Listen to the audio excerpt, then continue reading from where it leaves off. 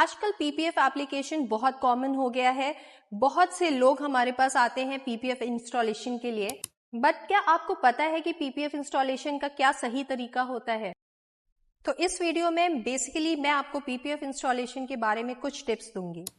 The most important thing is the brand. आप PPF कौन सा ब्रांड का यूज कर रहे हैं, एंड सेकेंडली क्या आपका पीपीएफ प्रॉपर टीपीयू है। तो अब बारी आती है पीपीएफ इंस्टॉलेशन की। क्या आपके पास प्रॉपर इंस्टॉलर्स हैं जो आपकी कार पे जो पीपीएफ हो उसको स्मूथली इंस्टॉल कर सके? तो बेसिकली तुमको क्या क्या चैलेंजेस फेस करने पड़ते हैं पीपीएफ इंस्टॉलेशन करने के दौरान?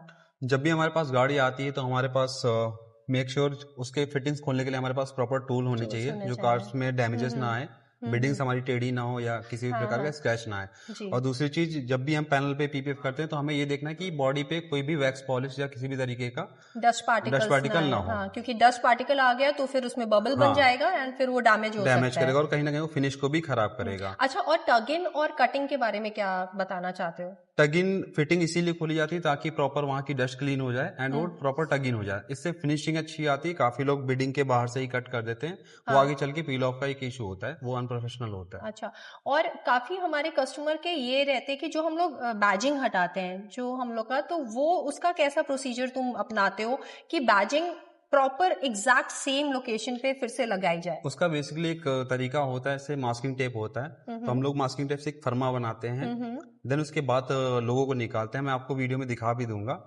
तो प्रॉपर वो निकालने के बाद उसका डबल टेप निकाल के और अच्छी क्वालिटी का डबल टेप लगा के पीपीएफ इंस्टॉल करके देन उसके बाद फिर हम उसको इंस्टॉल करते हैं। अच्छा, कई बार एक कस्टमर का कॉमन क्वेश्चन होता है कि कुछ में पीपीएफ का जो स्क्वायर फीट है वो कई जगह उनको लगता है कि कम स्क्वायर फीट में होता है, और हमारे यहाँ कहते हैं कि आपके यहाँ ज्यादा स्क्वायर फीट लगता है। तो जैसे कटिंग्स में होता है ना कटिंग्स का, उसके बारे में बताओ हमारे कस्टमर्स को। कटिंग्स का बेसिकली मेन होता है क्या है कि जैसे हम डोर पैनल को भी पीपीएफ कर रहे हैं तो हमें 2 इंच एक्स्ट्रा लेके चलना पड़ता है, बट वहीं अगर हम बम्पर की बात करें तो वहां पे काफी ज्यादा एक्स्ट्रा मटेरियल लेके चलना पड़ता है। कई बार हम लोग ने ये भी ऑब्जर्व किया है ना कि जो बाहर के कुछ ऐसे इंस्टॉलर है जो तुम्हारे पिलर्स पे ही कटिंग कर देते हैं। हाँ, है ना, यही सारी चीजें मैटर करती है मटेरियल की। हाँ, स्क्वायर फीट कितना लग रहा है, कितना लग रहा है। जैसे स्कॉर्पियन की हम बात करें तो उसका जो कार्टर पैनल और पिलर है वो सिंगल पीस में एड ऑन होता है, और वहीं पे फॉर्च्यूनर की बात करें तो उसका पिलर और क्वार्टर पैनल अलग अलग होता है। तो इसीलिए डायमेंशन का भी फर्क होता है। तो इस वजह से स्क्वायर फीट थोड़ा सा अप एंड डाउन हो सकता है, उसकी वजह से प्राइसिंग भी कहीं ना कहीं अप एंड डाउन हो जाती है।